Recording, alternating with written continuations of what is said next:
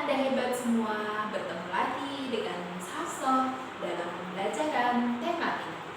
Pada kali ini kita masih membahas pada tema 2, selalu berhemat energi, subtema 2.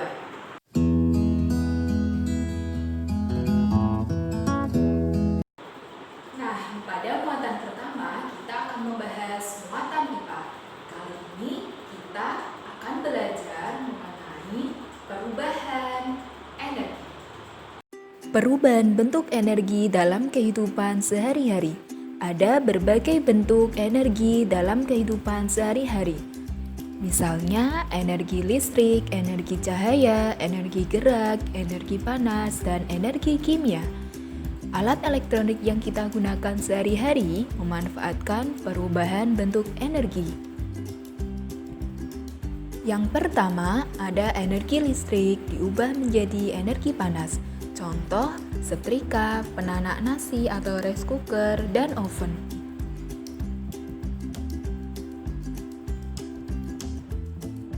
Kedua, energi listrik diubah menjadi energi gerak. Contoh, ada kipas angin dan blender.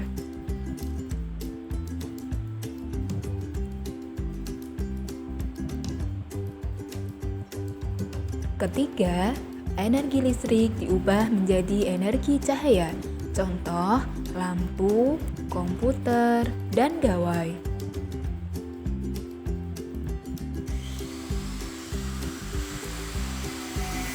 Empat, energi listrik diubah menjadi energi bunyi. Contoh, radio, pengeras suara atau speaker, dan gitar listrik. Seperti pada gambar yang disediakan ya. Kelima, ada energi gerak diubah menjadi energi listrik. Contoh, aliran air untuk menggerakkan generator pembangkit listrik.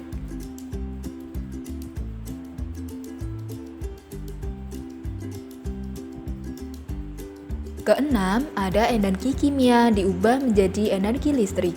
Contoh, baterai dan aki digunakan untuk menyalakan peralatan listrik. Ketujuh, energi kimia diubah menjadi energi.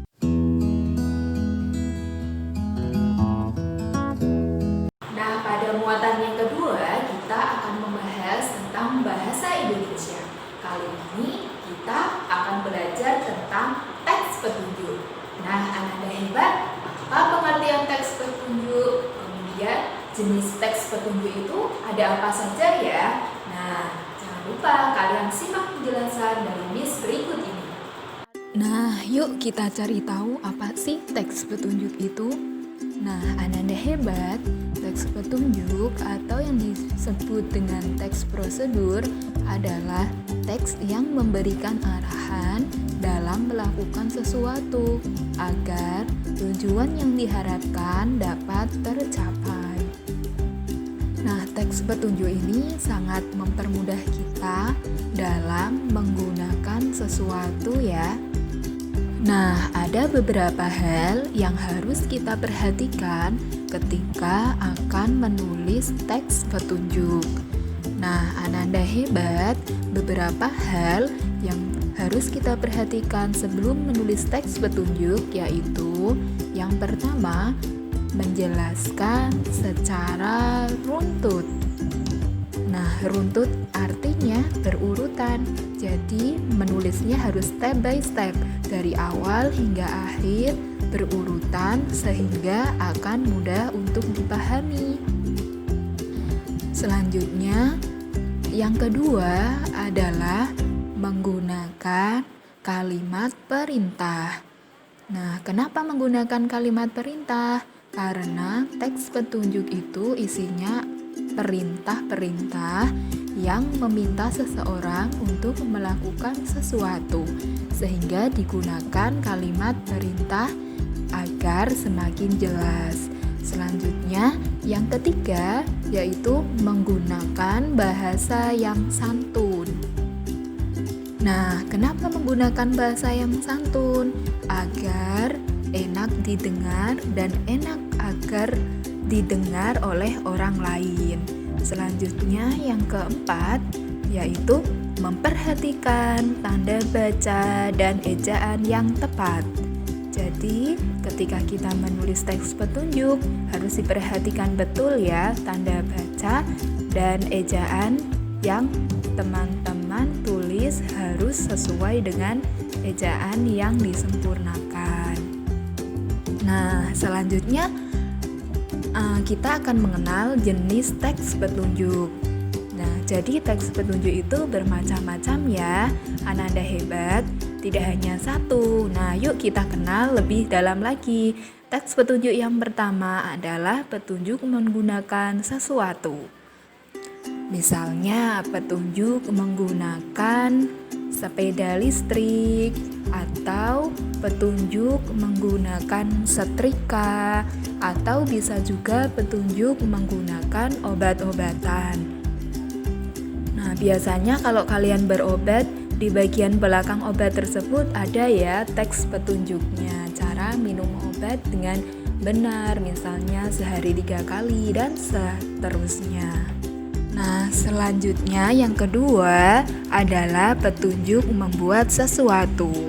Nah, di sini misalnya Ananda hebat bisa melihat cara membuat layang-layang. Nah, Ananda hebat bisa ya mencari, biasanya banyak sekali petunjuk cara membuat layang-layang. Atau bisa juga ayah bunda ketika hendak membuat kue, nah bisa membuat atau melihat petunjuk yang ada di majalah, di internet tentang petunjuk cara membuat kue. Selanjutnya yang ketiga adalah petunjuk melakukan sesuatu. Contohnya, ketika kalian misalnya mengikuti kegiatan les renang, Nah, kalian sudah tahu ya apa saja yang termasuk teks petunjuk. Nah, kali ini Ananda hebat semua. Silahkan kalian praktekkan cara membuat teks petunjuk, cara penggunaan alat yang benar. Nah, Ananda hebat boleh memilih satu benda yang sudah kalian tulis pada muatan IPA, kemudian kalian tuliskan ya teks petunjuk penggunaan benda tersebut.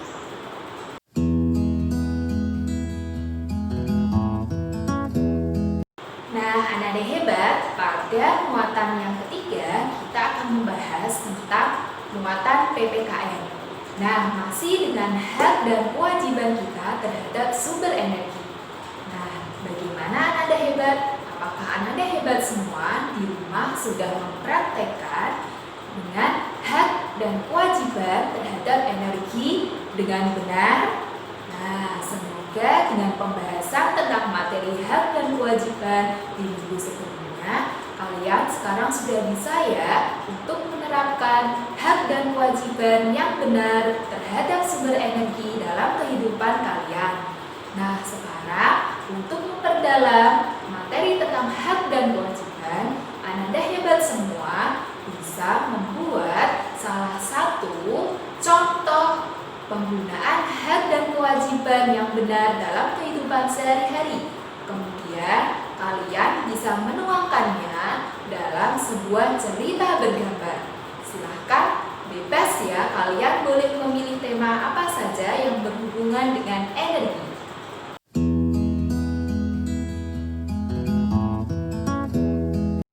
Ananda hebat, pada muatan IPS kali ini kita akan membahas tentang pemanfaatan sumber daya alam atau SDA.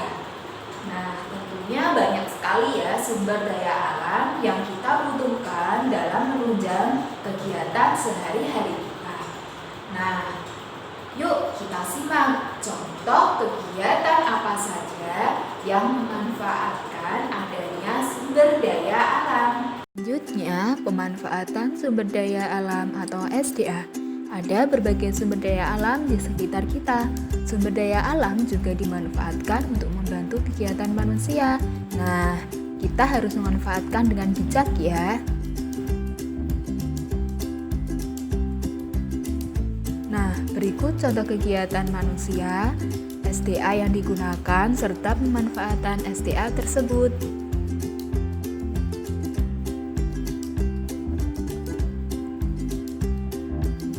Yang pertama, pertanian padi. Nah, perhatikan SDA dan pemanfaatan SDA-nya ya. Ada matahari, air, tanah, kotoran hewan, dan kerbau. Di situ juga terdapat SDA yang digunakan apa saja dan manfaatnya. Kedua, dalam pembuatan ikan asin. Nah, SDA yang digunakan dalam pembuatan ikan asin ada cahaya matahari, garam, dan kayu. Nah, kalian bisa baca ya manfaat dari SDA tersebut. Kemudian ketiga, pembuatan pakaian. SDA yang digunakan ada kapas, logam, dan plastik. Kemudian manfaatnya juga tertera dalam slide yang Miss sajikan. Wah, banyak sekali ya ternyata kegiatan yang memanfaatkan sumber daya alam. Nah, sekarang coba Ananda hebat semua bisa menyebutkan kegiatan-kegiatan yang sudah dituliskan dalam worksheet dan pemanfaatan sumber daya alam dalam kegiatan tersebut. Misalnya dalam worksheet kita sudah menuliskan kegiatan memasak, kemudian menjemur, mencuci, dan bertransportasi. Nah, pada kegiatan tersebut sumber daya alam apa saja yang kalian butuhkan dan kalian gunakan?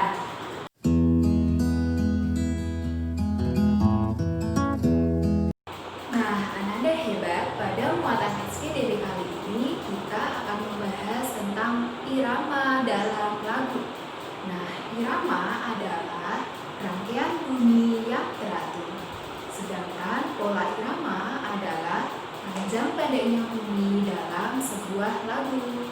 Nah, pola irama pada umumnya dalam sebuah lagu ada 4/4, 2/4, 3/4, dan 6/8. Nah, kali ini Ananda hebat, silahkan praktekkan tentang pola irama 4/4 dengan menggunakan lagu wajib Indonesia Raya. Nah, dipraktekkan ya gerakan irama 4/4. Jadi dalam irama ini ada 4 gerakan. Yang pertama 1, 2, 3, 4. Nah, disulang lagi irama 4/4. 1, 2, 3, 4. Semangat mencoba Ananda hebat. Terima kasih. Cukup sekian yang dapat disampaikan. Wassalamualaikum warahmatullahi wabarakatuh.